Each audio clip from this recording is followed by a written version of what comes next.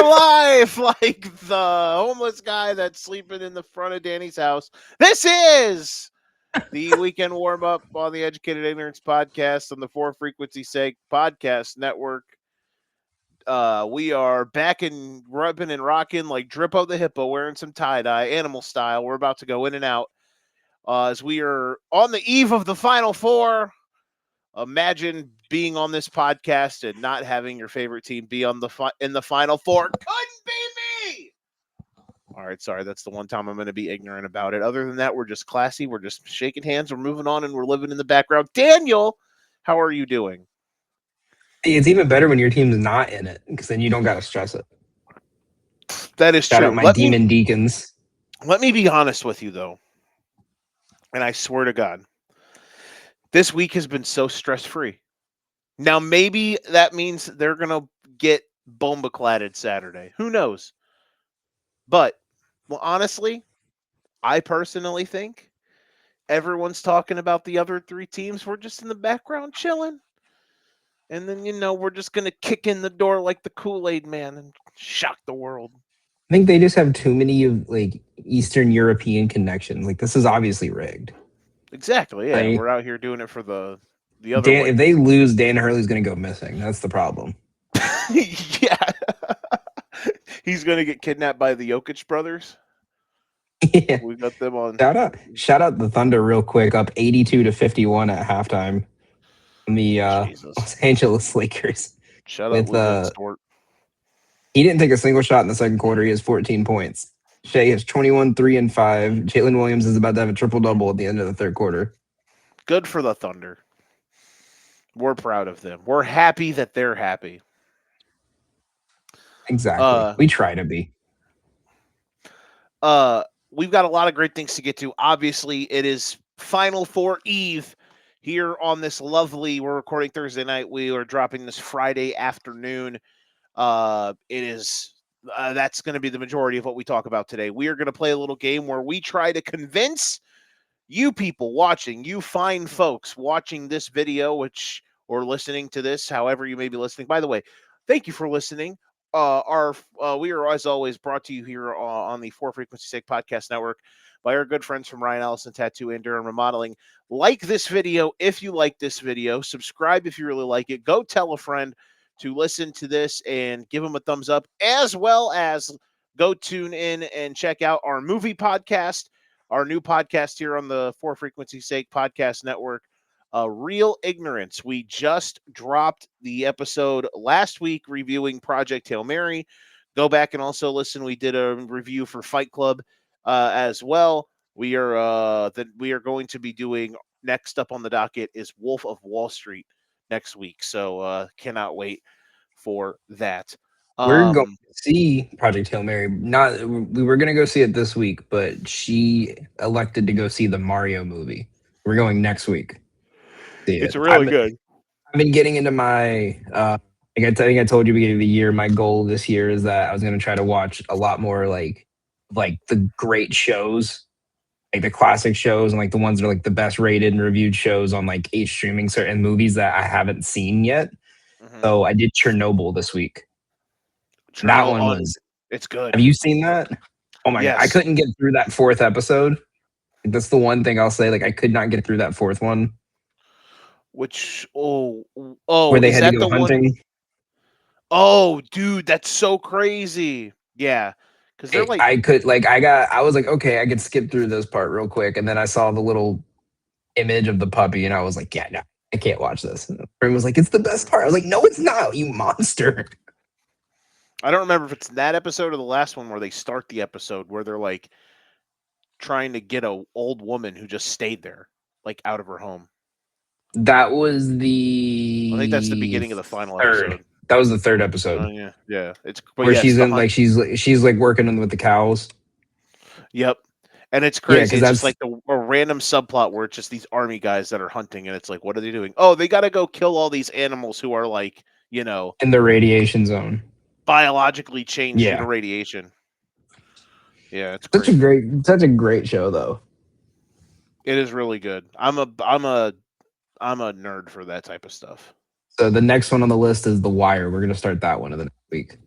It's the best. You need to give me after updates you need yeah, to I give me had text to message episodic updates.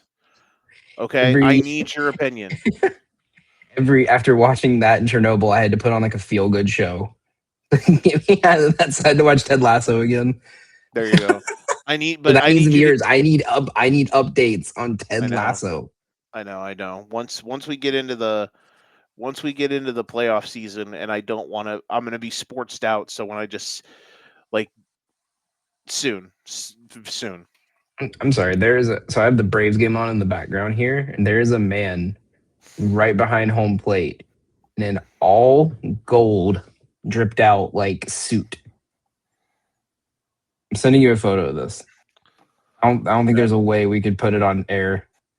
I Probably need to not. see this was enough to get me distracted that I had to show you this. But remember, yes, you are going to send me episodic updates of The Wire. Maybe not but every Yeah, few my friend said episodes. it's his favorite show, and I was like, man, the only thing I know is shit. Yep. That doesn't even happen for a few seasons. That guy. I need you to look at that photo I just sent you Oh my real quick god. before we go any farther. That dude is look, he's even got gold shoes on.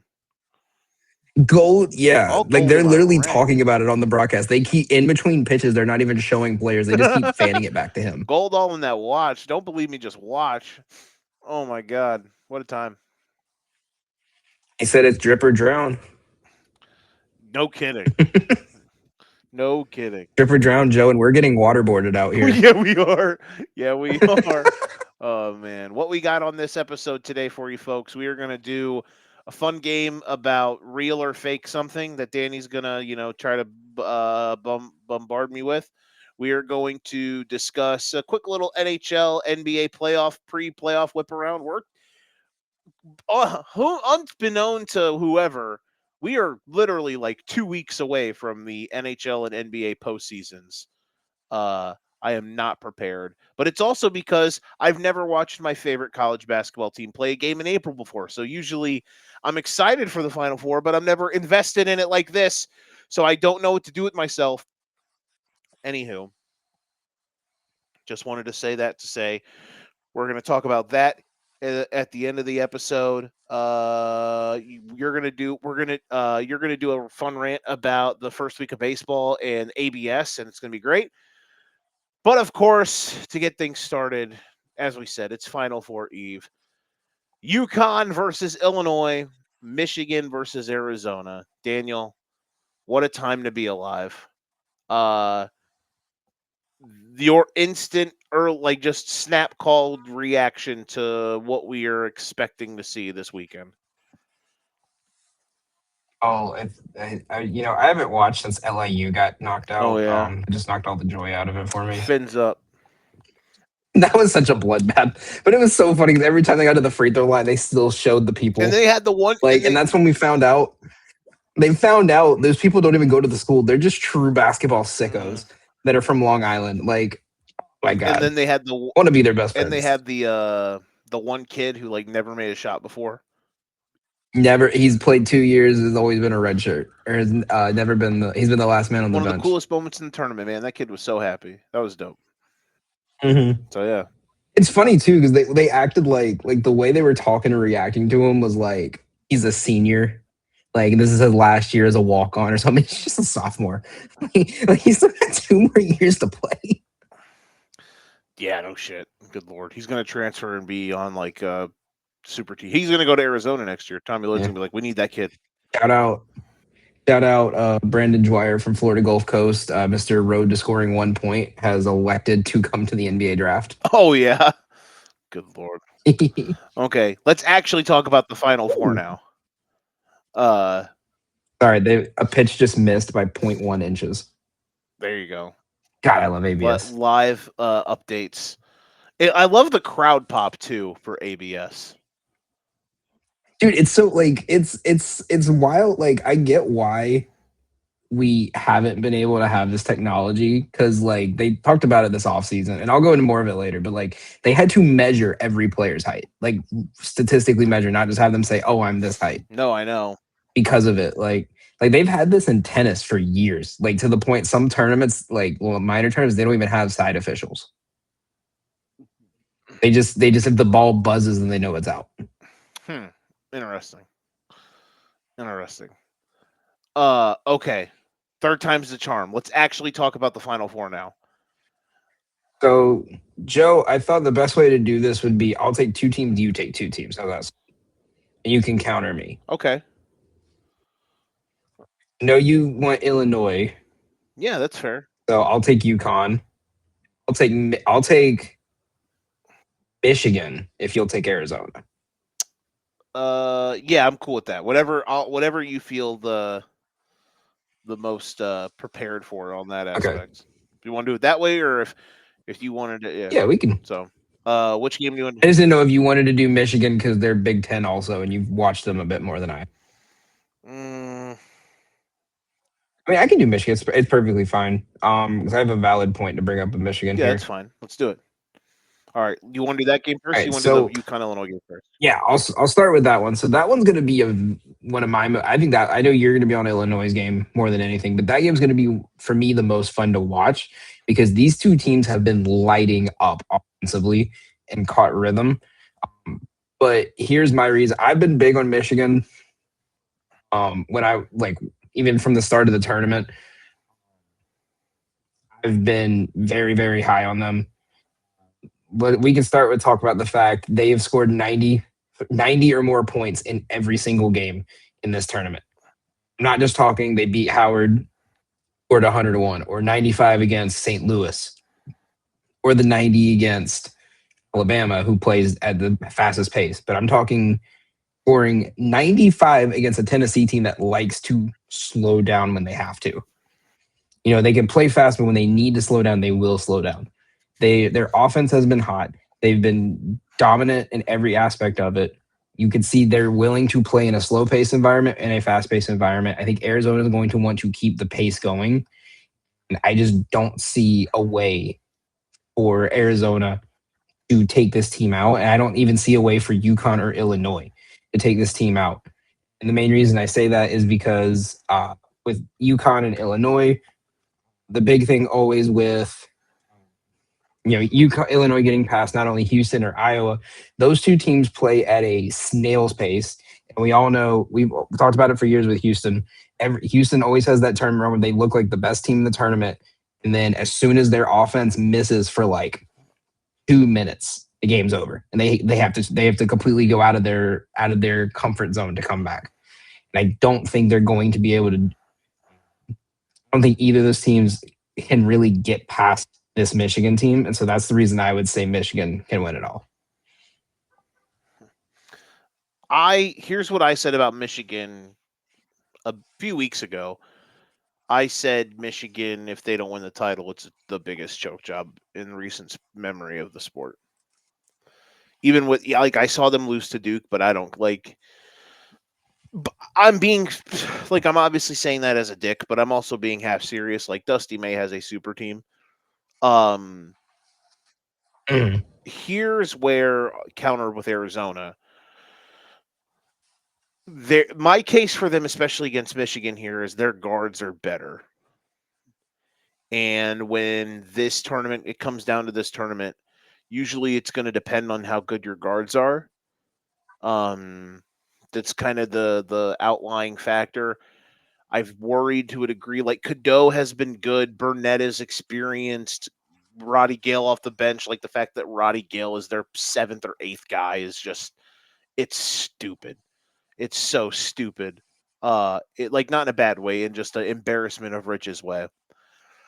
Uh, but I think Bradley and Birdies are better than anything they have guard wise. Like I think they have the two best guards in the game. I think the big I think it's going to come down to that in this game. And I do think the front courts to a degree could cancel out. I think Yaxel and Coapete could cancel each other out. Now, I think Yaxel's got a better scoring ability than Coapete.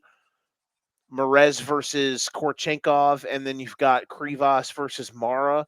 A lot of that kind of cancels out, you know? And then I think this game really does come down to the guard play.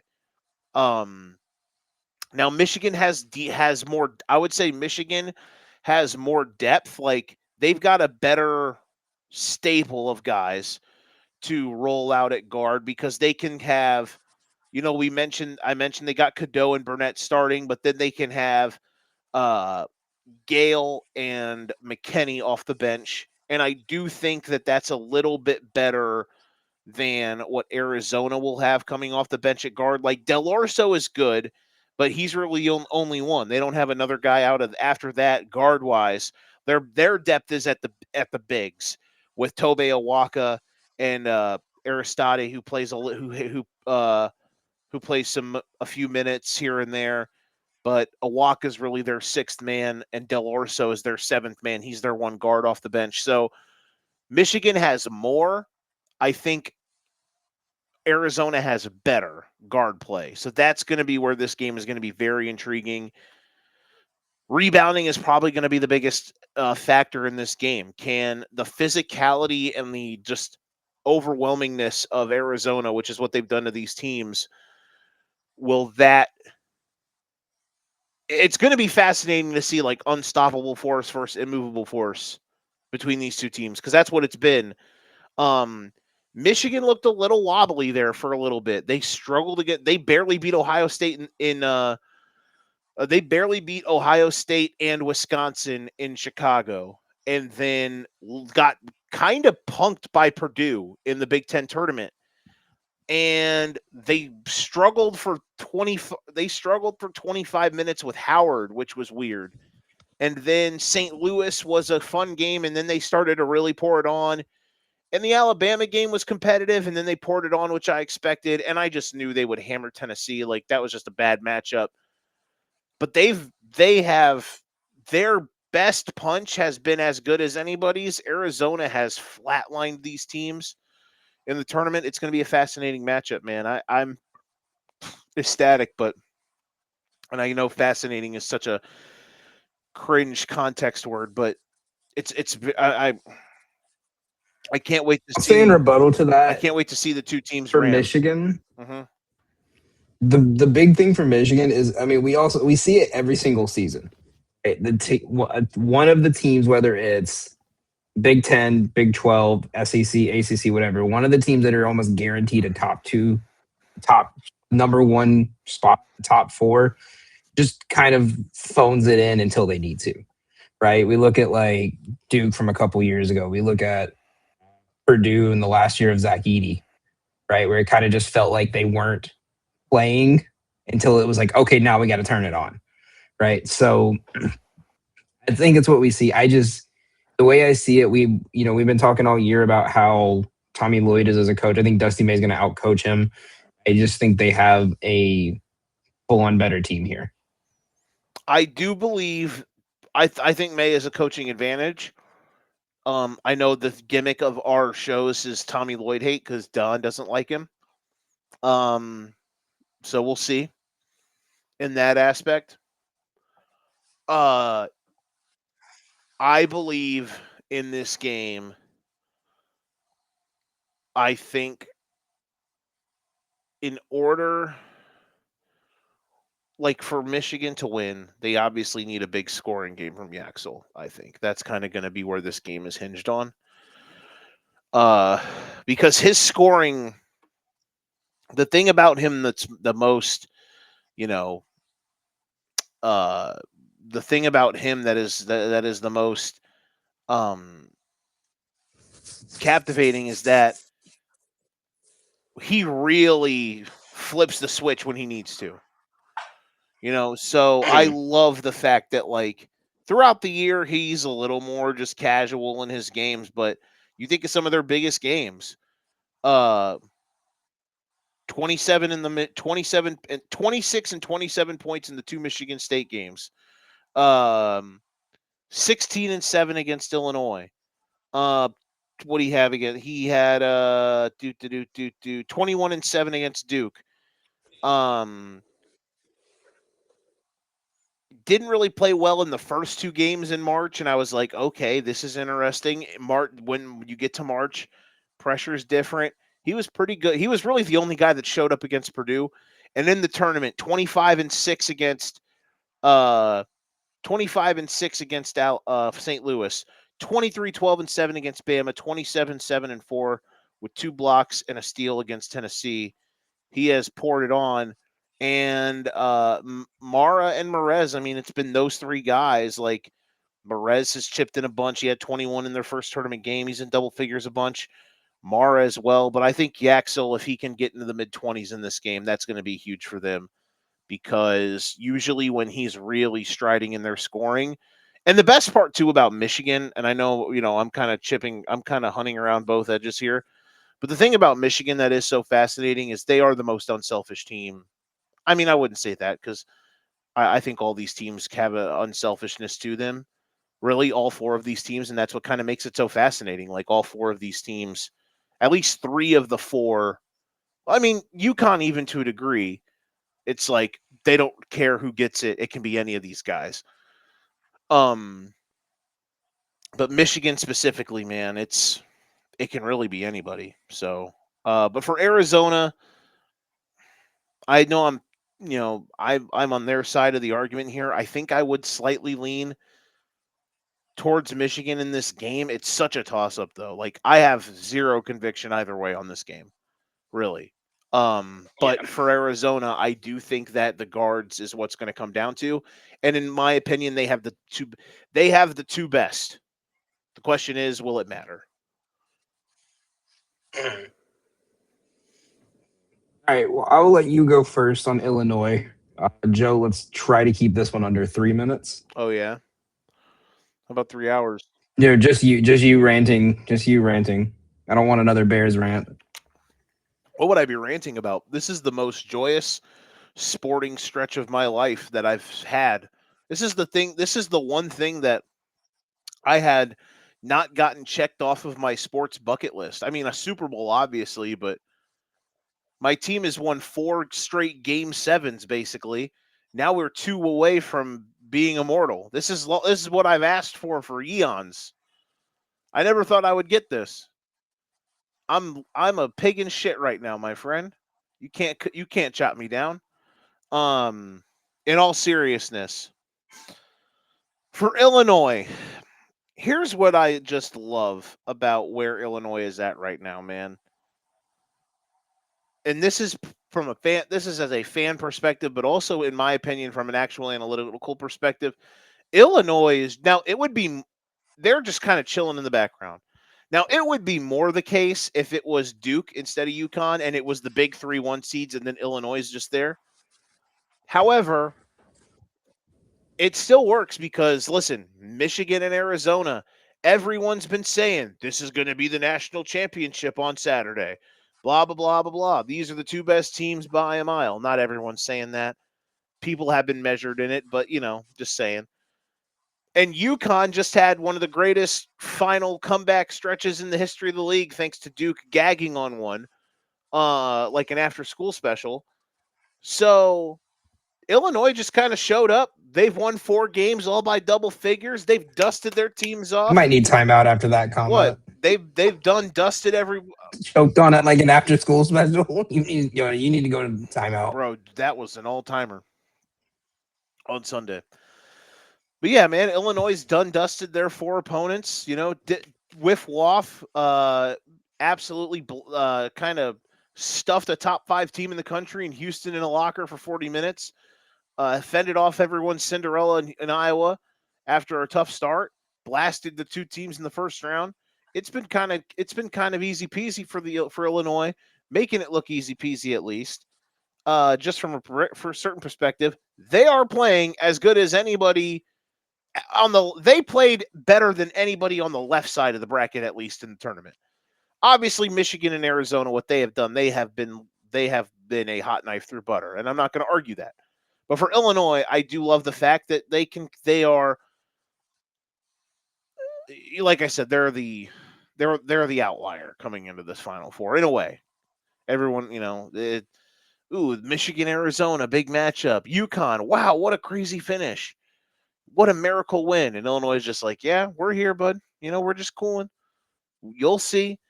Here's the analytical stuff about Illinois that I'm in love with. And here's Mike. If I'm making a case for them to win the national title, and be the last man standing on Monday night, here's what it would be. You can make a great case that they have the best player in this field, in this Final Four. You can argue very easily that Keaton Wagler is the best player. I would also, I mean, I did an Elite Eight for the top guys in this Final Four. I had Yaxel first and Keaton second. That's just for how they've been playing in college. Keaton Wagler is the best draft prospect in the Final Four, but if you only look at college basketball through the lens of NBA draft stock, you are someone that I would rather not speak with on a daily basis.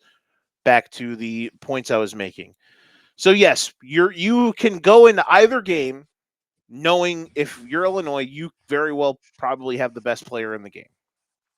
The thing for Illinois too that has been a major uptick in this tournament, and I don't know what it was. Maybe like, listen, man, you know as well as everyone else knows, I was so out on this team. I adore this team. This is honestly this is my favorite sports team. I love college basketball. I adore this dumbass sport. It is my favorite sport. I love the tournament. I love everything it stands for. I love the sport of college basketball. I love Illinois basketball. I would die to have gotten to this point just as a fan. I never thought I didn't watch the sport when they made it in 2005 and had one of the greatest teams ever. I never thought as a fan I would get to see this after having some really good teams not get there, after the Io and Kofi team didn't get there. The Terrence Shannon team didn't get there a couple years ago. So to be here, I'm ecstatic. But I was out on this team because of some of the losses they had. But they made a massive 180 flip, and their defense has jumped up in an incredible way. What they did to Houston and Iowa defensively was barbaric, just absolutely taking everything away that they wanted. Massive strides forward defensively for the first time all season against high level competition. All year you hear about how, yes, Illinois' offense is this and this and this, but they're a little finesse. They are but you always hear how they are the biggest team in the country. They literally are the tallest team in the sport. But the thing that I've fallen in love with on this run so far is you actually watch them and you feel it. Like Houston and Iowa, like VCU and Penn is one thing. Obviously, if you're in the tournament and you're in game, none of these games are easy. No matter what, whether you're playing a 16 or whatever, these teams have gotten here. They're good. You got to handle your business. So I think anyone who scoffs at tournament wins is stupid. I just want to throw that out there. But VCU and Penn, what they were able to do to them is one thing because you're able to out just kind of dude folks. But what they did to Houston and Iowa specifically, they made them uncomfortable. And I had not seen this Illinois team do that at all to people. They overwhelmed Houston and Iowa with their size and their physicality. And it was like, whoa, this is real. So those are the biggest points, why this team can win the title is because they have leaned into that more and more.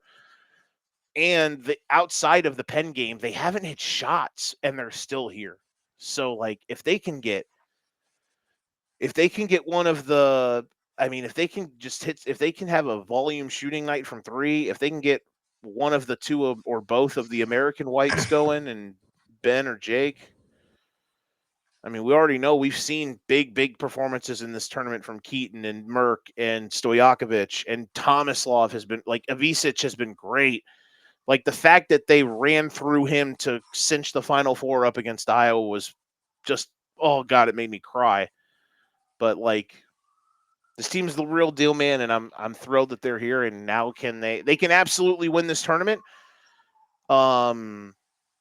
It's a fascinating match. It's a fantastic matchup with UConn. It could be a fantastic matchup in the final, but that's my kind of case for Illinois. Go ahead. Sorry. You can unmute. Luka got hurt. You can unmute me now. Luka got hurt. Did he really? No, the Braves just scored 9 runs in the 5th inning. So my play of the day is cash thanks to that. My player sucked today, but first baseman took his foot off the bag before he caught the ball, and he was safe. Scored a run. Mm. No, I'm this is the one like I legit cannot pick a side because as much as I like Illinois and I've seen enough of them playing top level competition, the thing with because you know me, I'm a metrics nerd. Everything about me when it comes to college hoops is advanced stats. Mhm. Connecticut is that one team that just every year it's like, oh, they don't fit the model a good team because of their metrics. And then they're just like, cool. They don't ask how, they ask how many. Right? Like that's just how I always see them. It's kind of like the Houston Astros over the last 10 years where it's just kind of like how the fuck are y'all winning games? It's like we don't know, but we're winning. Um with that being said, um, for UConn, here's my big thing. They clean the glass on the offensive side really well. And this is a game where they're going to need to do that because of Illinois' rebounding ability. They do not turn the ball over. And they force the of all the teams left in the tournament, Joe. You ready for this crazy stat? Based on their tournament play alone, right? Mhm. They are the only team in the tournament, remaining in the tournament, that is top 20 in forced turnovers. None of these other teams are anywhere near them. They're averaging 17 turnovers, forced turnovers per game, right? So my thing is this is Dan Hurley knows what to do to get this team back after last year, and that's going to be the key thing. I think Illinois has the offensive edge. I think they're pretty balanced defensively, but when I'm looking at who they've had to play, and this is just how I see it, Joe. So don't bite my head off, right? So I'm looking at Illinois here. You have VCU who came off a miracle comeback. We always talk about those are letdown spots. You get Houston, like we said earlier. Houston always gets that spot where it's hey, me and you talked about it in our last show we did before the tournament, right? I said every year with Houston, it's always here we go. We're the best defensive team in the country. All we have to do is just make our shots, and then they don't make their shots, and look what happens when they realize and other teams can have an average night against their defense and they realize, oh, we have to pick up a tempo, we have to play. I think they had a different approach this year with a first round draft pick guard Mhm. running their offense. But again, still, I think as much as I think a lot of us wanted to see Kelvin Sampson get back here, I think we all kind of saw something like this happening, whether it was Illinois or someone else. But I'm looking at UConn here. You took out UCLA, who, while they weren't the greatest, they were pretty impressive the last couple weeks of the season. I think we could both agree on that. I will say that, but You took out. they did get I UCLA know, yeah, they were dinged hurt. up, yeah. But still, like I mean, they You handled them. got you had Michigan. You had Michigan State, where you pretty much, even though it was a close game, you pretty much handled them the entire first half and majority of the second half, even with the comeback. Game got dicey, but yeah, what And they did to start that game against Michigan State was impressive as hell. I was like, oh god. and then you took out Duke. Now, obviously, we could say, you know, it was a miracle shot. They were about to lose the game. If Duke had just thrown the ball 5 feet, 15 feet in the air, it would have they wouldn't have happened, right? But here's the thing. I think Duke was what, a 7-point favorite, 8-point favorite. People weren't projecting this game to come down like this. Like I think everyone was thinking the way Duke was playing, even hurt, that they were going to dominate. Now, like we said, this is only what their second real game against teams who are not hurt, because Duke's been hurt and UCLA's been hurt. But they have proven, the one thing they have proven is that they will beat you if it's a 1-point game. They will beat you if it's a 20-point game. I don't think they win. I think if Illinois does not get through, I think the winner of Michigan or Arizona, both of them have enough, I think, firepower to get past UConn. But I think UConn has a higher chance than what a lot of people are giving them to make it. Now, are you saying just to make like? Here's the thing. To make it to the finals. Oh yeah. To see Monday. I mean, I think they can win the whole thing. I think they can too. Like I think all. I think if they get Arizona, there's a better shot. But if it's Michigan, I don't see how they do it. I think. I mean, that's fair. That is fair. I think both of these teams are. I think all four of these teams have an incredible shot. I love like what they've all been doing as of late. Um, like to get here. I'm very intrigued uh in this spot but in this matchup here. Like I am very I'm so drawn to the differences between the first game these two teams played, UConn and Illinois, and this one now, because I am enthralled by like how both of these teams are nothing like they were then. And just watching them now, if Illinois can continue to do what they've done in the regards of defensively as well as like imposing their will, I just really like this matchup with UConn. But famous last words, because after they did finish 4 of 5 from 3 after starting 1 of 18 in the Duke game. Obviously, the two biggest shots late, Carrot Ban and then Mullins for the win. I am very terrified that UConn is going to shoot like 15 for 25 from 3 on Saturday. That I'm worried about. It's like, shit, they got their worst shooting game out of the way, and now they're just going to hit 1,000 of them. However, look, Illinois is due to hit some threes. That's for damn sure. They just won an Elite Eight game, hitting 3 for 17. Whomst would have thunk? So, Mm-hmm. I can't wait. These are all four of these teams could win it all. I guess lastly, like let's just actually pick who you got. Have Michigan beating Illinois by 4. Okay. Because I feel like if it's Michigan, Illinois, it's either going to be coming down to the wire or it's going to be one of those where like everyone's hyping up the title and then the game's boring. No matter who wins, like it's just you know what I mean. I think I would be. I mean, unless Arizona or Michigan, whoever wins, unless they really are, and they could be, unless they really are just better. You know what I mean? Than everybody else. I think whoever they play. I wonder if there's hypotheticals. Huh? I wonder if they, you know, how for the Super Bowl they always have the hypotheticals Like up. the spreads. Yeah, of like the possible option outcomes. Yeah, they've got like title game spreads out. Oh, here we go. Here we go. All right, so if it's Illinois, Arizona, they have Arizona favored by 6. Yeah, I think Michigan and Arizona in both games are favored by like 6 or 6.5.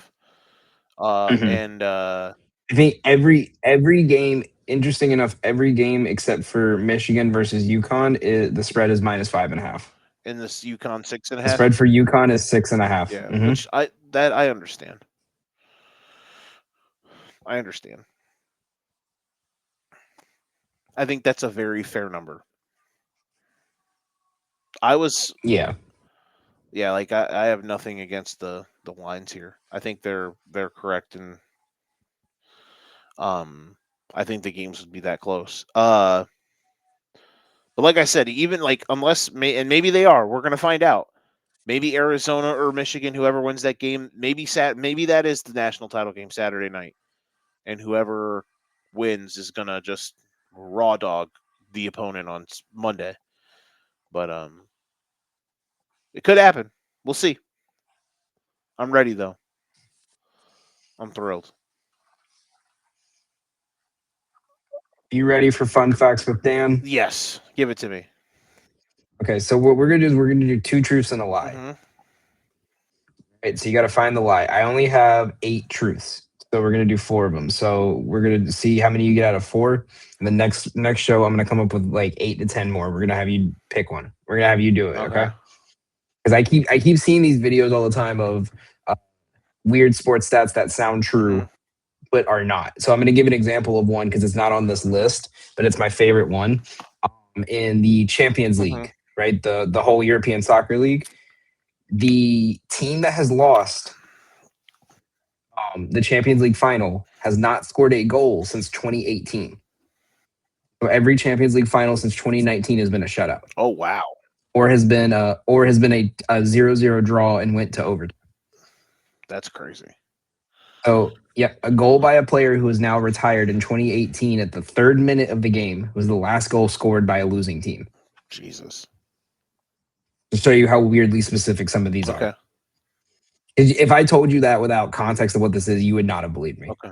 It's been 8 years since you know what I mean? That is a wild stat. So here we go. That many of those games have been shutouts. But I mean, it makes sense, but it's also like, really? Right. So here's the first one. We have Max Scherzer has recorded at least 10 strikeouts in 8 consecutive starts twice in his career. Mm-hmm. Kenny Smith has more MVP votes than Kyrie Irving in his career. Neymar, you know Neymar, right? The soccer player, won La Liga Player of the Month for the first time in his career before Messi won it for the first time in his career. Mind you, Messi debuted in 2004, Neymar in 2013. And so what's the lie? One of them is a lie.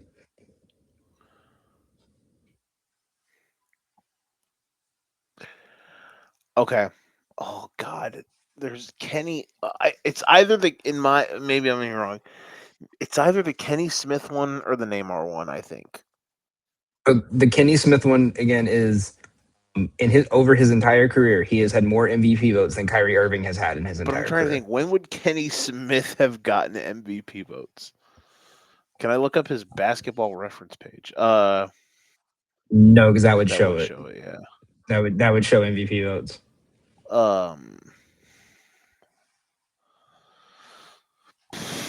I'm gonna say the lie is. Oh God. I'm just gonna say it's probably Scherzer. I'm gonna say Kenny Smith. That's the lie. Kenny Smith has 2 MVP votes in his career. Kyrie Irving has never had an MVP vote in his career. Okay, Kenny, I'm shocked. So the lie was Max Scherzer has only done that once in his career. He has not done that twice. Okay. Neymar won La Liga Player of the Month in 2013. Mm-hmm. Leo Messi did not win his first La Liga Player of the Month until 2016. Wow. During that time, he's had multiple years with like 90 goals, by the way. That is crazy. To show you how insane La Liga was. What years did Kenny Smith get MVP?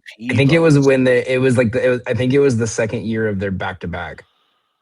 No, because he only averaged. So it was probably 2 Houston reporters. He only averaged in the 2 years they won the back-to-back.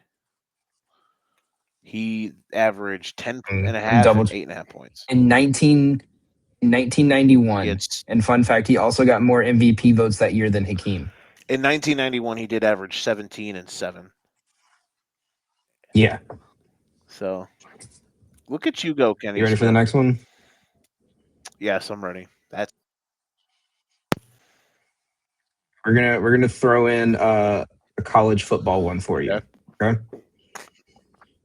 Cooper DeJean, in his final season at Iowa, scored more touchdowns than the entire wide receiver core.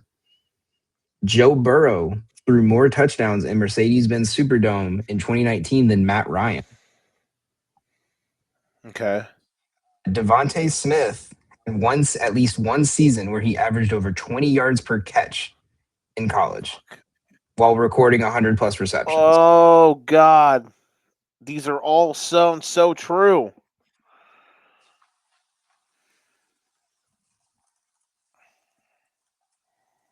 Okay. I'm going to say the one that's a lie is he threw for 6 touchdowns, I think. He threw the one to Chase. He threw one to Marshall. He ran for 1. Matt Ryan. So that means in one game. Yeah, I'm going to say the lie is, oh, God. Burrow in the Natty, I think, threw 5 touchdowns. So that means Matt Ryan would have had to throw more than 5 touchdowns in 2019. in that stadium, but he would only played one game in New Orleans.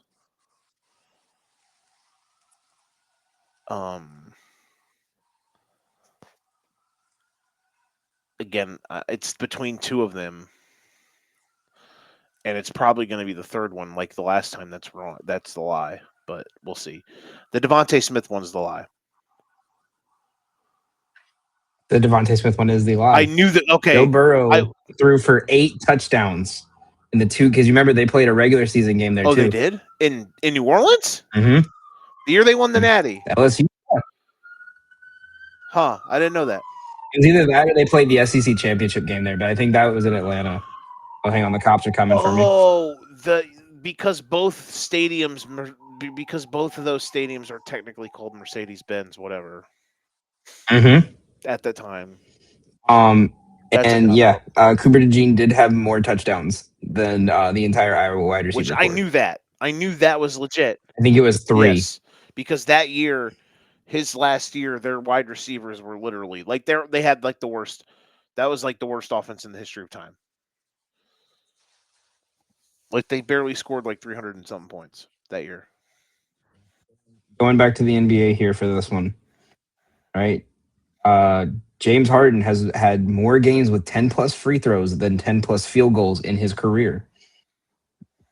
Nikola Jokic has recorded a stretch of 10-plus consecutive triple-doubles without scoring 25 or more points in any of those games. Every player in the NBA history named TJ has played for the Indiana Pacers. TJ Warren did. TJ McConnell did. What other great TJs are there in the NBA? Thunder are up 44, by the way. I hope Luke is okay. He left with a hammy. Mm-hmm. Hope he's all right. I said he was in excruciating pain. Just for the sanctimonium of the game. Don't want him to be hurt.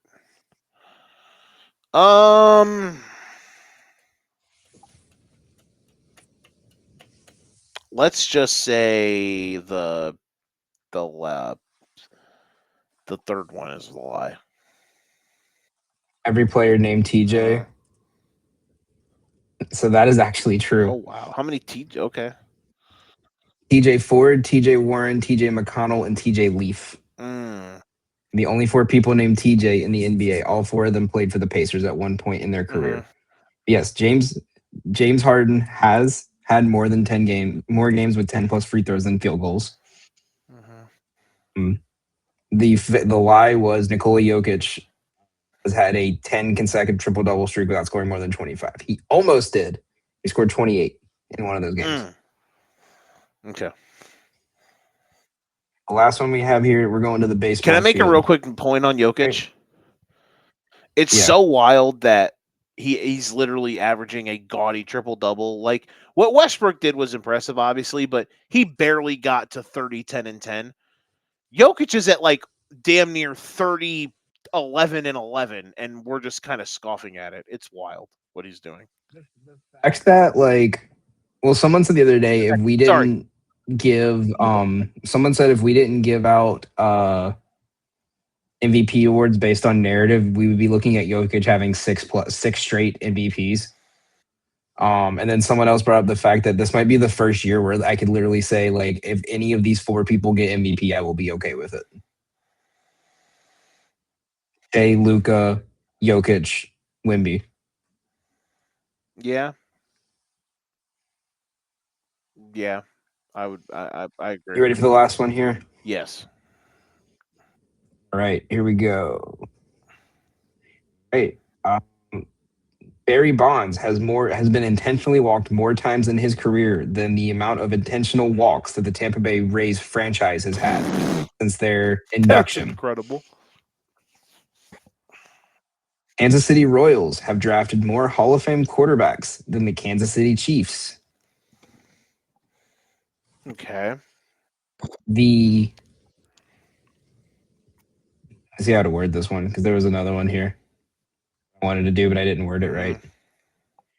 The last professional athlete drafted by the Montreal Expos retired in 2014. I'm going to add a 4th one here. Freddie Freeman hit over 400 with runners in scoring position for an entire month in the 2022 season. We got 4 here for you, One's Joe. a lie. One's a lie. Actually, no, 2 are lies. 2 lies. 2 lies, 2 truths here for double the points, Joe. Okay. Freddie Freeman's a lie. And the second one's a lie. The Royals one. The Kansas City Royals one. You got 1 of 2. Freddie Freeman was a lie. Kansas City Royals was true. Really? The Montreal Expos one was a lie. The last player, professional athlete, to have played for the Montreal Expos retired in 2021. Oh my God. It was Tom Brady. He was drafted by the Expos. Good job. Good pull. I'm gonna double Can check you the Royals explain one. the Royals drafting Hall of Fame quarterbacks thing to me? Yeah. So the way the MLB draft works is players can reject the draft. So a player can go get drafted and then say, "Oh, well, if I stay an extra year in college, then I'll get more money. Like I can come back and get a better draft pick next year, right? Or you guys want to give me this much money, but I'm worth more, so I'm going to go back to the draft and go to a different team, right? So for example, Kumar Rocker on the Rangers, right? He got drafted by the Mets. They want, based on his physical, they said, "Hey, we're going to give you a signing bonus of whatever the amount was," and him and his agent said that's way too low considering my play. I'm gonna go back to the draft. He went back and he got drafted first round the next year. So Kansas City in the 4th round, the Royals. So in the 1979 MLB draft, the Kansas City Royals selected Dan Marino. Okay, that'll do it. In the 18th round, they selected John Elway. Oh, so we could have had a no joke, a pitcher catcher duo in the MLB of John Elway, Dan Marino. How fitting. How fitting with it. But yeah, so that is true. The Kansas City Chiefs have never had a quarterback that was drafted by their team yet make the Hall of Fame. Obviously, Mahomes is going to make it. But yeah, so that's my favorite little fun fact. That is a good one. Couple other honorable mentions on because I asked ChatGPT to make up fake ones list. And some of these were like ChatGPT being ChatGPT. I thought you would get a kick out of these. LeBron James once averaged 42 rebounds per game for a full month. Steph Curry allegedly shot 112% from three-point range over a 5-game stretch due to one shot counting as 2 3-pointers. Good job, Steph. Or good job, ChatGPT. Giannis Antetokounmpo recorded a stat line of 35 points on 14 dunks without dribbling once. Could see it, but no. Just alley-oop. Yeah. It said he only took 15 steps the whole game. 50, oh my God! Yeah, just cherry picking. He's Lisa Leslie cherry picking when they scored 100 in the first half. Just I'm gonna stand right here. I stand right here and not move. Yeah. All right. That one was pretty fun, Joe. We are now less than 6 games away from the end of the NBA season. Let's go ahead and talk about it. Let's start with the East. Looking at the division and the standings right now, you have the Pistons and the Celtics at 1 and 2. You have the Knicks projected to face the Sixers as of today. Cavaliers projected to face the Hawks.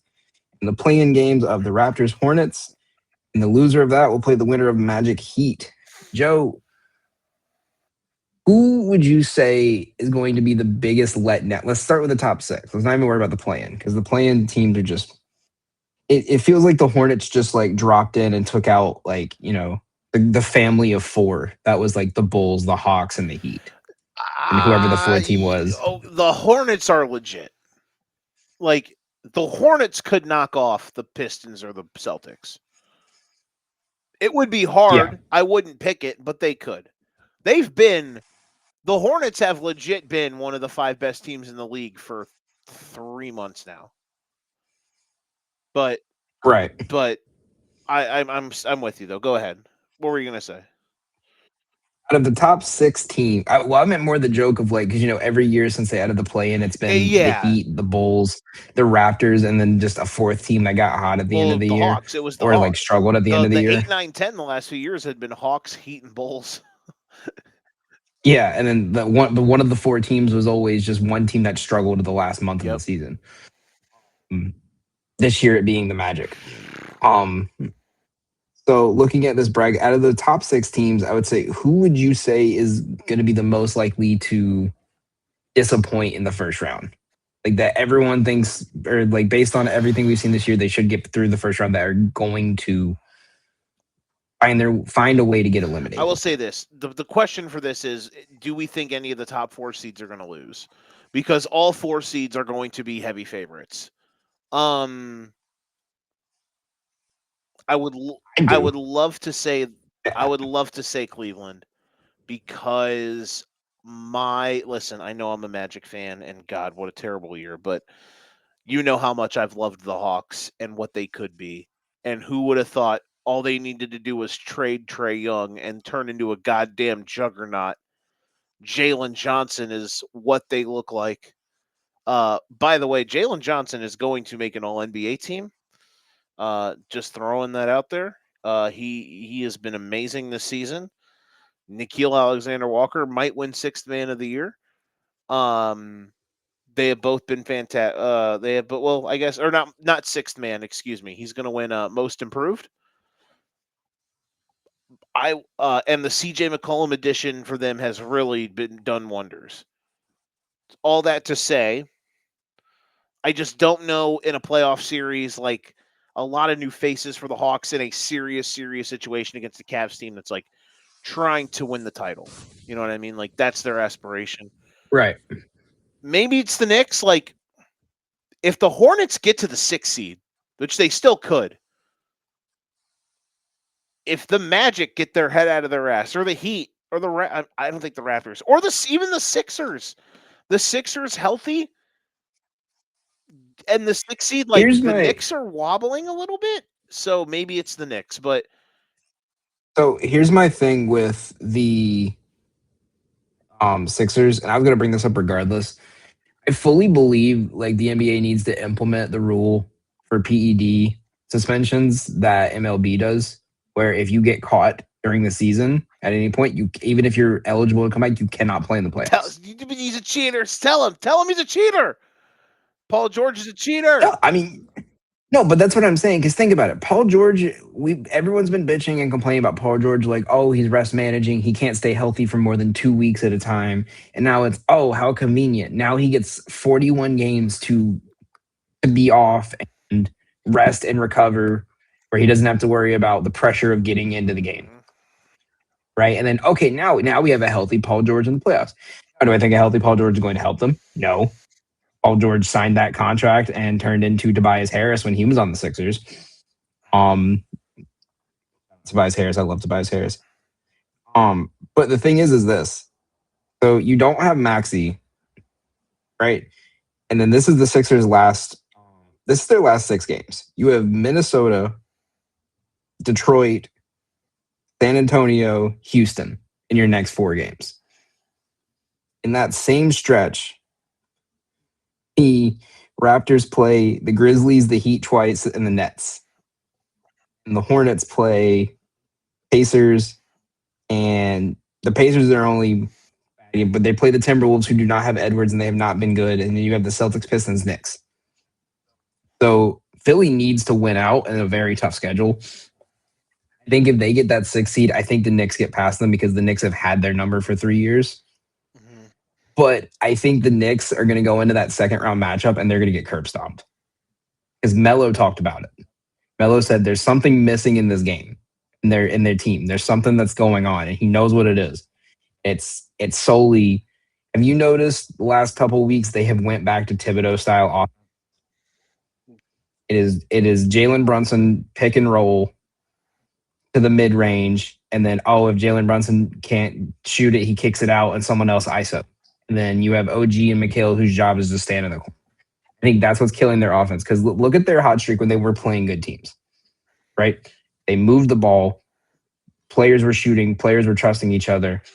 Now, like the last 2 months, every time I've seen them play a good defense, they just turn into isolation pickup ball. You know what I mean? Like that in the playoffs, when you get to Boston in the second round, they're going to tear you apart. Mm-hmm. You get to Detroit in the second round, they're going to get torn apart. The Knicks are a second round exit for me. Yeah, they're. Do you think it's possible they could lose in the first round?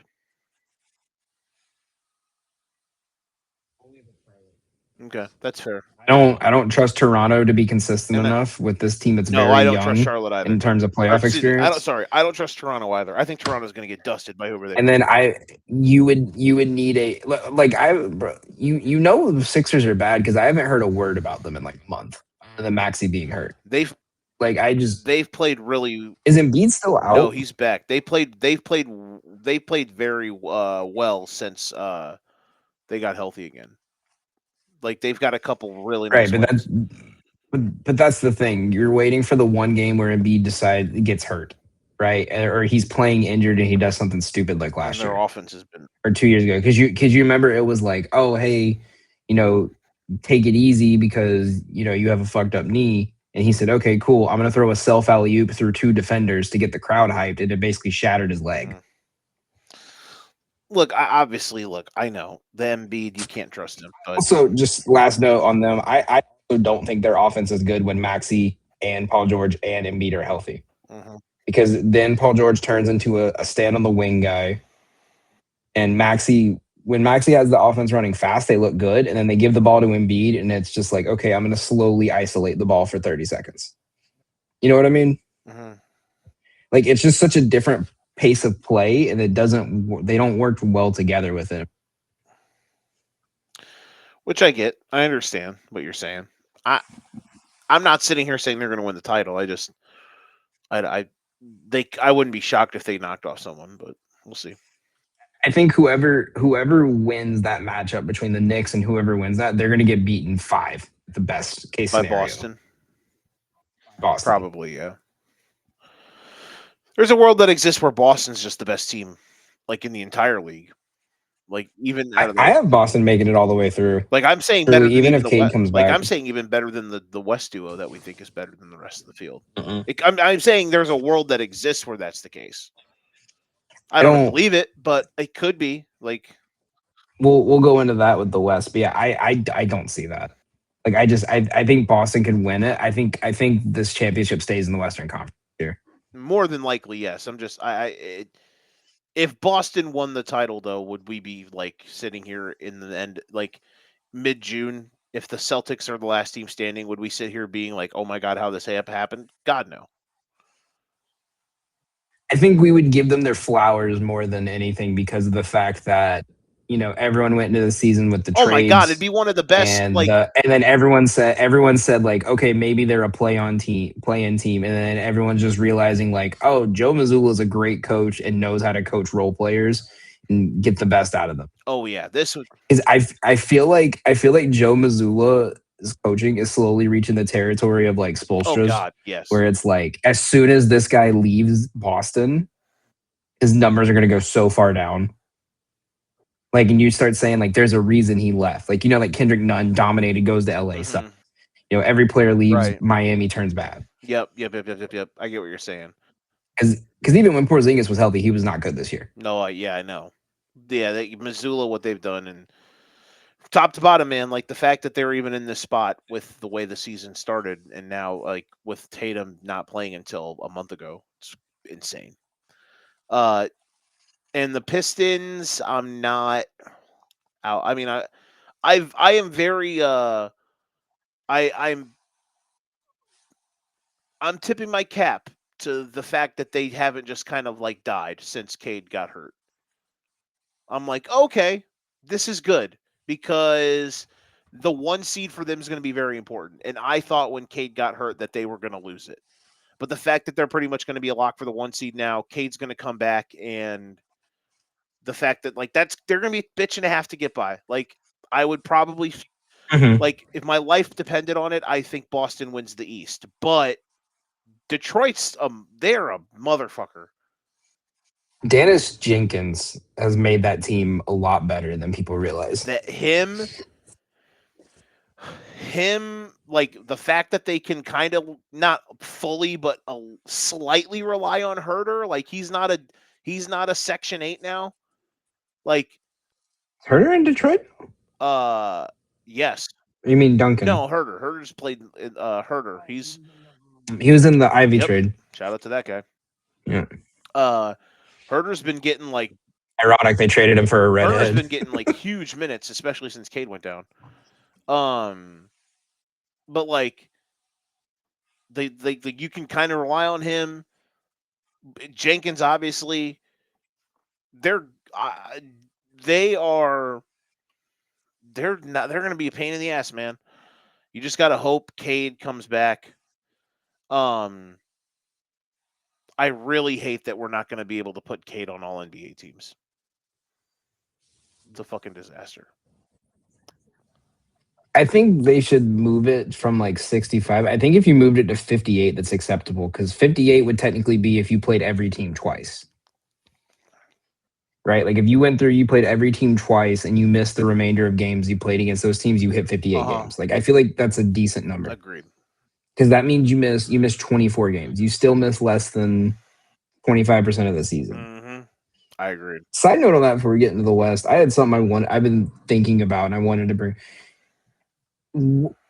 I think this may be dumb, but I think the NBA needs to change their leader system away from per game to totals like every other sport. You notice they're the only sport that does that, right? Like we don't talk about hockey goals like goals per game leader, right? As like the big stat. Like we talk about goals, right? And I looked at it too. There's like 3 players in the top 10 that if you just did on total points, even with qualified players, if you just did it off total points instead of points per game, that drop outside of the top 15, and there's 3 guys that move into the top 10.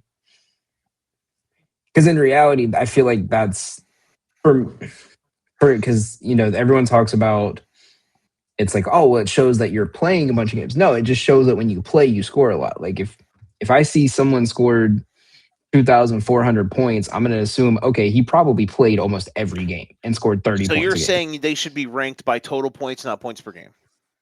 Oh, total points. Like, think of the thing. Gobert almost every year is like the leader in total rebounds because he just plays all 82 games, but he was never, for like a couple of years, he wasn't top 3 in rebounds per game.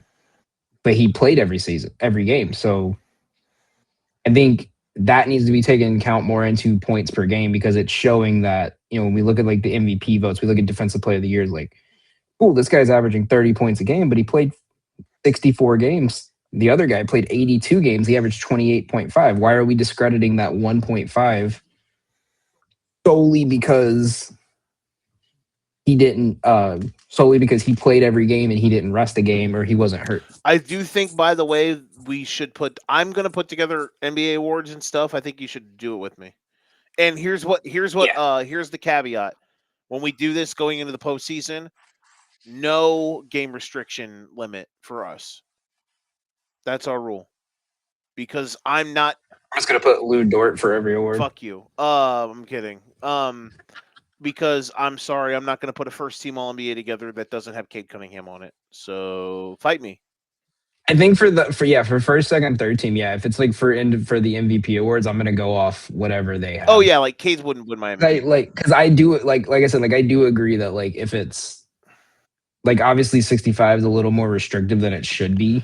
Like Cade and Edwards are both gonna miss all NBA teams, and that's asinine. My thing is like we're gonna get to a point with this where teams are going to say like, oh, okay, he misses out on an award because of this. Cool. We're going to start him. We're going to play him 2 minutes. He's going to intentionally foul someone and sit the rest of the game. So he gets his game played. Like there's 30 seconds left. We're going to put him in for 30 seconds at the end of the first quarter and say he played. Right? Like I just think that's the territory it's going. I agree. It's sad. They're going to change it, I think, especially this year because like guys like Cade and Ant literally aren't going to be on all NBA teams. So I think that's going to change some stuff. Well, and you got to think they got like, very lucky that that's going to get brought up. It's going to get brought up in the next players meeting with the league, because the big one they talked about at the beginning of the season, because Jalen Williams missed the first 20 games of the Mhm. year, is now when the Thunder extend Yeah, they don't him, have to they pay don't have the to give super him max. that super max that they were supposed to because of him being, an all NBA level player. They don't have to give it to him now because he has no chance of making an award. Mhm. Given how he played this year, was he going to? Probably not. But that just saved the Thunder $140 million. I know that is going to be a gift. The who's your MVP right now?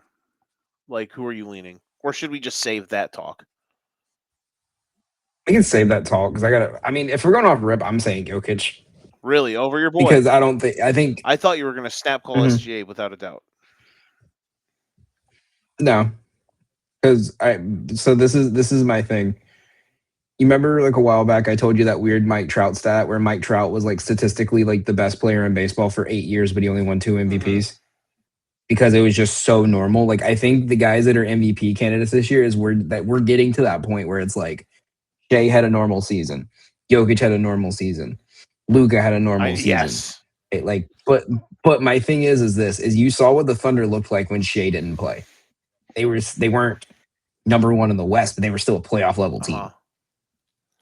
Right? Like even when they were playing good teams or bad teams, they were playing Yeah, well. like they dusted the Right? Cavs and the Sixers without him. Exactly. When if Jokic doesn't They play, stink. you got to rely on Jamal Murray to put up 50. That's fair. My Think MVP about it. would I think Jokic missed one game this year, and they had to rely on Aaron Gordon to drop 40 to keep them alive. No, that's a fair point. My MVP right now, it's coming down, I think, to whoever gets the 1 seed in the West. Well, and that's the thing is like even with Wemby, we're reaching Shohei Otani territory where it's like we've never seen a player put up this kind of stat lines. We just kind of have to give him the MVP. Because how often are we seeing a guy put up 24, 12, and 4 blocks a game? The thing is I'm going to be curious to see, like, for Wemby, just real quick before we actually talk about the West, um, aka death via Southern Comfort. I'm very intrigued to see, like, what he looks like when he takes a scoring leap. Does he ever take a scoring leap with the guys he has? You know what I mean? Because he's obviously the best. He's obviously their best player. You could honestly make an argument he is the best player in the league. I wouldn't say that. I would probably have him third right now. Bet out of the best guys in the NBA, I would say the best 3 guys are Shea, Jokic, and then Wemby. Yes, you heard the order I did. You're Mm-hmm. welcome. Um, though it's incredibly close between all 3 of them. If you gave me for me to give an argument with Shea, is the fact that Shea went from like 34-6 to like 36-6. Like he's gotten like a lot better fielding. Or not feel what I say feel. I'm watching baseball as well as fielding. He's gotten a lot Playmaking. better facilitating, rebounding, and being that guy can say, I'll put up 30, but then I can just let the rest of my team dominate if I need The to. thing about Shea I love though is his efficiency and his scoring. It's like I'm just so blown away by, like, Mm-hmm. the consistency of it now at this point. Like, he is the most automatic 30-point game player we've had in a You long ready for time. this? In his last 11 games, he has not missed a shot in the fourth quarter or It's overtime. stupid, like, what he's been doing. So, like, I think he's got to get clutch player of the year Oh, for that. he's Like, I think they're going to give it, he's like a yeah. minus bajillion favorite. Um, but the thing that for, like, Wemby, it's like, how scary is this going to look if he ends up averaging like 29, 14, and 4 blocks? You know what I mean? Or is he not going to have to average more than 25 points a game because he has 3 other guys on his team that are probably going to score 15 points a game? You know what I mean? So, like, we'll see. All right. I think we're getting into that territory of like that run Shaq had where it's just like there's no way to stop him, so we just gonna have to like stop everyone else and hope he doesn't score 100. And then they're just gonna give him the MVP every year because it's like, yeah, no one else got anywhere near Yeah. this. All right. Let's talk about the West. How? So I mean, what a time, right? What what a time to be alive. Um, me and mine. Thunder and Spurs. The gods are boxing.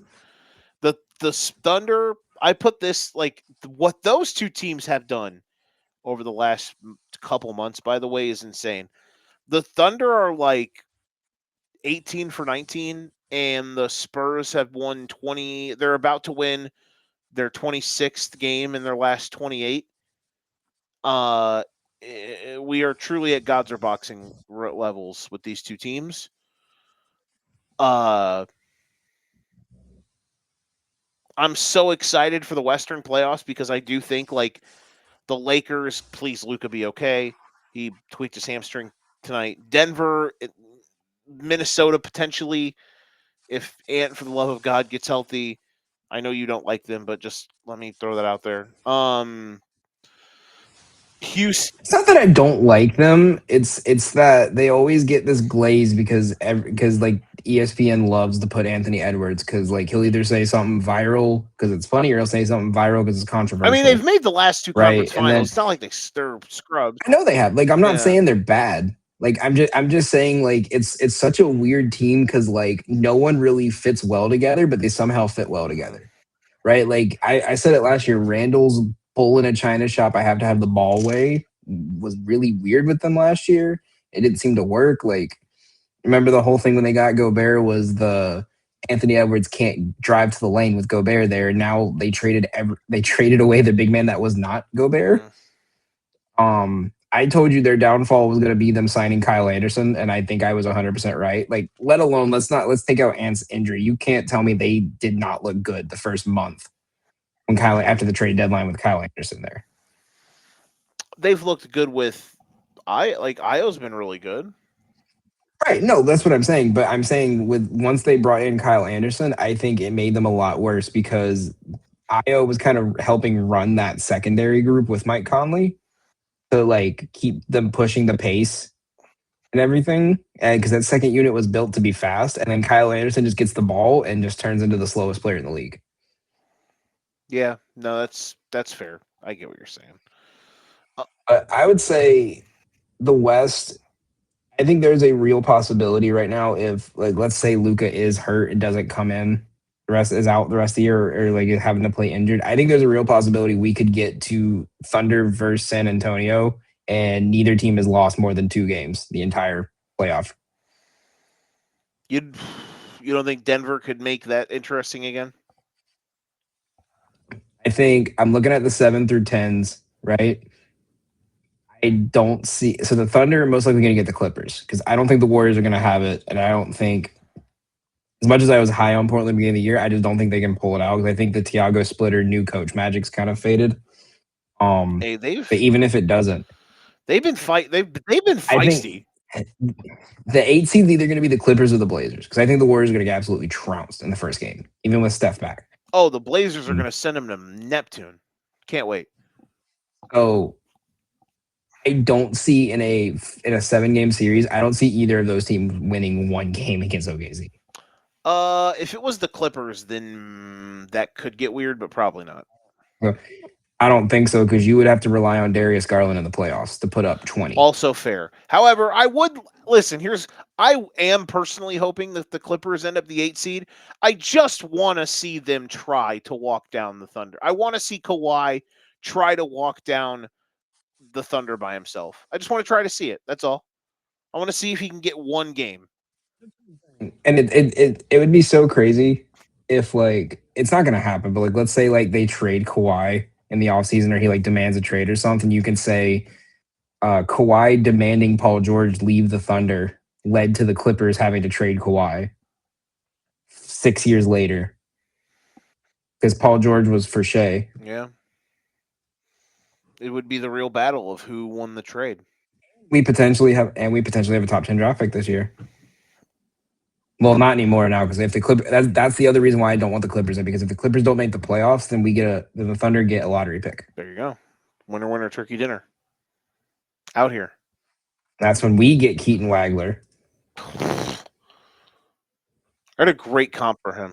You would have to be a Thunder fan, right? If Keaton Wagler went to OKC, you'd have to join the dark side with me. No, because I want Wagler to go to like the Nets and just run amok.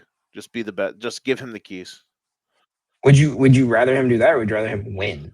That's the thing. Because if he goes to the Nets, it's he's gonna have 3-4 years where it's like great, he's putting up 20 a That is game, true, but yeah. they're gonna be last place. And same thing, I think a lot of people have with Case and Wallace, where it's just like would you rather your boy be a role player on a playoff team or be the starter on the team that's 10-72?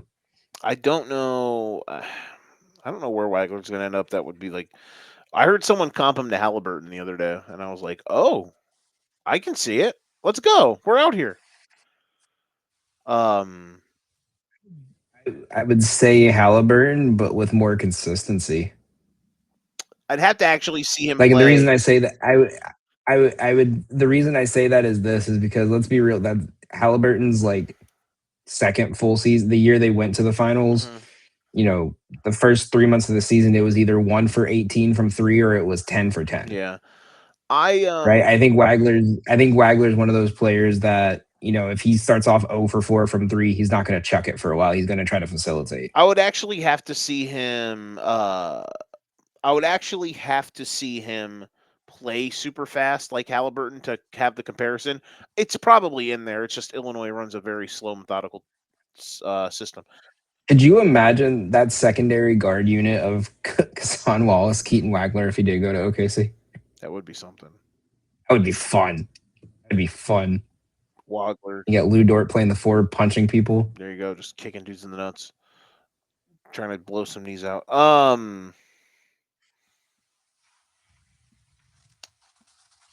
Let's talk. What's next? I think we did great with the NBA. We got NHL and MLB, but do you want to save NHL till next week since we got another week of the season? Yeah, let's do some baseball.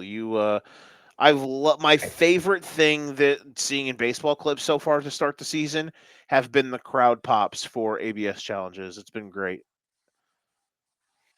So I'll say this so one thing is, like, people have been clowning announcers for like being like, wow, I can't believe they called that a ball. Like, so announcers are not allowed to have a batter's box on their screens anymore because teams can use it for cheating because it's their own private broadcast. Mm-hmm. So like what we see on the TV, they don't see anymore. Right.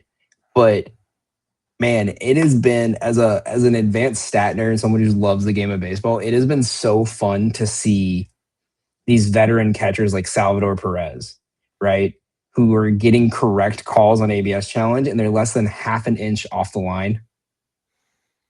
Yeah, like ones that are my favorite one, like super right? close. Yeah, my favorite one, hands down, though, was opening day. I was watching the Brewers White Sox, and they were talking about how like this umpire had like the 3rd most inaccurate calls last year of all umpires that returned, right? And the White Sox catcher was 4 for 4 in the first inning on challenges. That's baller. We've seen so far with ABS, we have seen CB Buckner call a pitch directly down the middle, a ball, immediately challenged. Followed by the next game, CB Buckner called a player out first base for saying a player did not touch the bag, but he squares. Oh my God, CB Buckner! What a week for that guy. CB Buckner has now been challenged 9 times. Didn't he then get drilled by a line drive? He got drilled. No, a foul ball tipped off the catcher's glove and hit him square in the head. It was a 101-mile-an-hour pitch. He's fine. I think they're giving him the weekend off. It's not historic loss for LeBron. Thunder hand LeBron's 2nd largest loss of his career. Poor bastard. Without looking, can you guess the score? Of what? Tonight? Of the Thunder game. I saw it. It was like 136-93, right? No, 139-96. Yeah. Bananas. Shout out Aaron Boone, the first. So there's been 2 ejections based on ABS calls. The first one was Alex Cora on the Red Sox. And that one was because a player challenged, but the umpire said he waited too long to challenge. Ooh. Because you have like 2 seconds. Mm-hmm. That's the thing. Like you can't if you look towards the dugout and hit your helmet, they'll say you can't do it because you can't have any assistance. Yeah, you basically got to snap. It's right? It's not. It's you have It's something that will. Yeah. It's a perfect thing because you have to do it like in the heat of the moment. It's not gonna. It's super quick, and I think it doesn't delay. I think it's fantastic stuff. Yeah, and then Aaron Boone is the first coach to correctly win an ABS challenge and get ejected from the same event. He in their second game against the Mariners in the 8th inning, they called a strike on a pitch that was too low. I believe it was Stanton. He challenged it, showed the call was wrong. Aaron Judge said, "Yeah, I thought so, you fucking idiot," to the umpire. Immediately ejected. So even the ABS, when ABS helps him, Aaron Boone is still getting ejected for arguing balls and strikes. The only thing that I'm worried about, and this is super, super forever from now, but like, oh God, imagine if it like delays a playoff series win because. So it's happened already once. Someone challenged the last pitch of the game, being said he thought it was a ball. It was a strike 3. Because it's like these guys are gonna do it because it's gonna be like, well, what do I have to lose? You know. Now, do you get right? Well, do you get 2 as a hitter and as a pitcher, or do you just get 2 for either side? So there's 2 for the game, and then you keep getting them as long as you get them. That right. I like. Once you've lost 2 of them, I like that. I do like that because it's like you should be rewarded if you get them right. You know. Yeah. So, but looking at the standings, Joe, is there any team that's kind of? I know we're 6 games into the season, but is there any team that's kind of surprised you as like, wow, did not think they were going to start this strong? Or wow, I did not think they were going to be that bad. I know. Can I do that one first, or does that mean? Yeah, you can go and do that one. Do you have an idea who I'm going to say? You can say your Cubs. No, they're fine. Is it NL or AL? That's all I'll ask. AL. I say the Red Sox. Boston Red Sox. What the fuck are you guys doing? 1-5, yeah. bro. Okay. I didn't think they were going to be the greatest this year. I did have hopes that I thought their ceiling was they would win the division. Their floor would be 3rd place. They could win the division. Obviously, it's just they're bad. I just think I'm worried about them tomorrow because if Sonny Gray, they signed Sonny Gray, who historically has not pitched well in Fenway. When he was with the Yankees, he sucked in Fenway. So I'm kind of worried about that. I think they'll be fine. I think as we get closer towards the end of the season, I will say this. I think the Rays have a good chance of not finishing in 5th place because they are playing at the Trop for all their home games back now, baby. Look at this. Look at that. Exactly. I hate that the A's are. Their first home game is. They're the last team to have a home game this opening day this year. You know that? The A's. The Rays, yeah. They do not have opening day until they play the Cubs next Monday. Oh, welcome back to Tropicana. Yeah, because they're still getting the stadium put together. I will say I was surprised by the Marlins. To be fair, start. 5-1. They look great. Kyle Stowers looks great, or well, not Kyle Stowers. He's out. Owen Casey looks great. That's what I meant. Both teams won the trade. I love that they're Owen Casey walk-off homer hitting 350, and Edward Cabrera first game 6 strong, 1 hit. Both teams won the trade. Dan. Yeah. Let's go. Yeah, I mean, I also shout out to the Marlins for bringing back the old school jerseys every Sunday. Yes. I don't know if you saw that. They brought back the 2003 teals. Woo, those are hard, bro. I just wish for Sundays they would rebrand as Florida Marlins. Like, go full into it.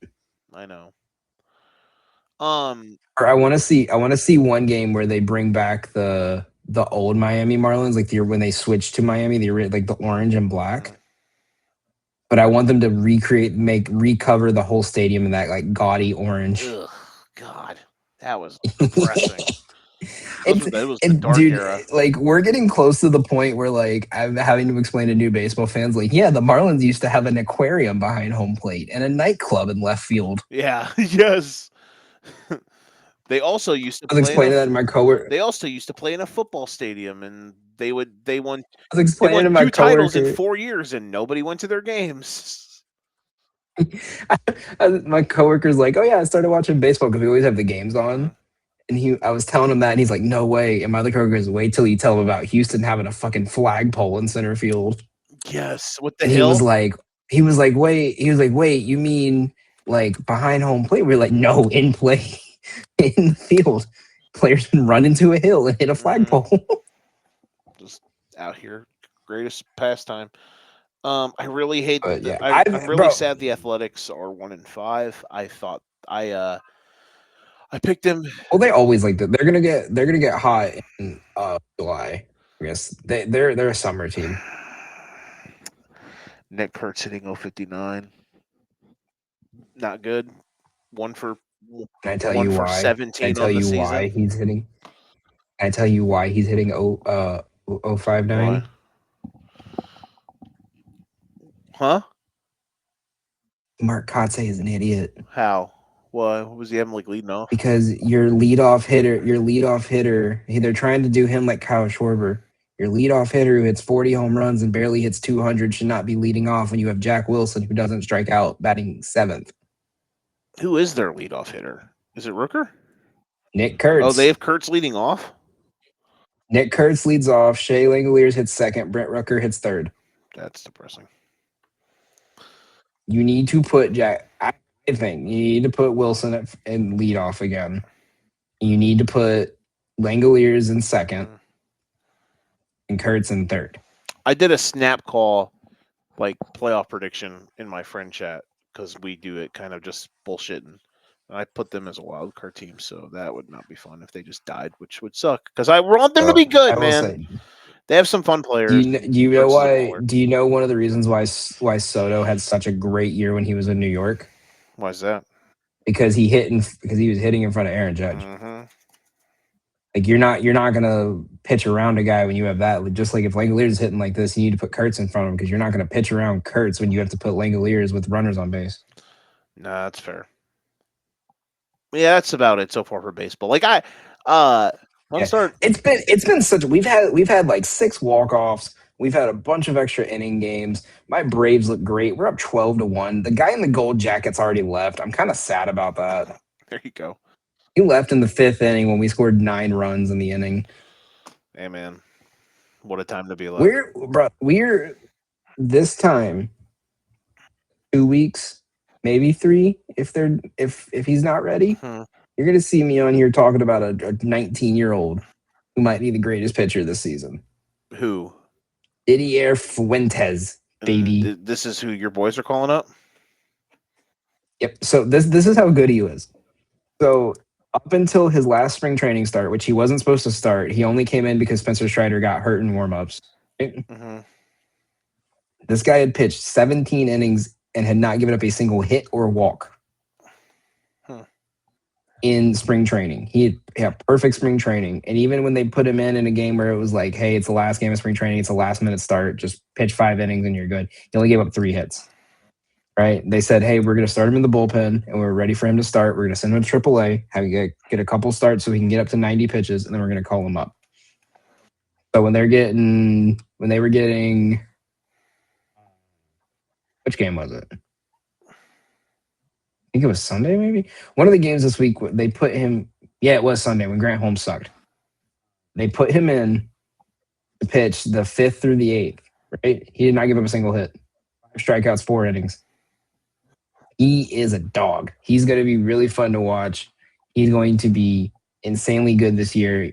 I'm not joking. I will give you the MLB TV password. When he starts, I want you to watch that game and watch how good this kid is. Let's go. Okay. Let me know. I'll have to set it up. Oh man. Also, side note, since the last time we've done a show and talked about soccer, remember I brought up that teenager that Arsenal started, like he played a game and he was like the youngest player to ever play in the Champions League game. Yeah. He scored a game winner a week ago. Mhm. So now he's the youngest player in Premier League history. He's 14. Is he going to be on a national team? No, God, no. No. He's not even on like the U16 national team, I don't think. But What is he? England? yeah, he scored he scored the game winning goal against Everton like 2 weeks ago. So y'all are not Became the youngest player in history. So your boys aren't going to gag the Premier League? I don't. So here's the thing. We play Man City in 2 weeks. Verifying that right now.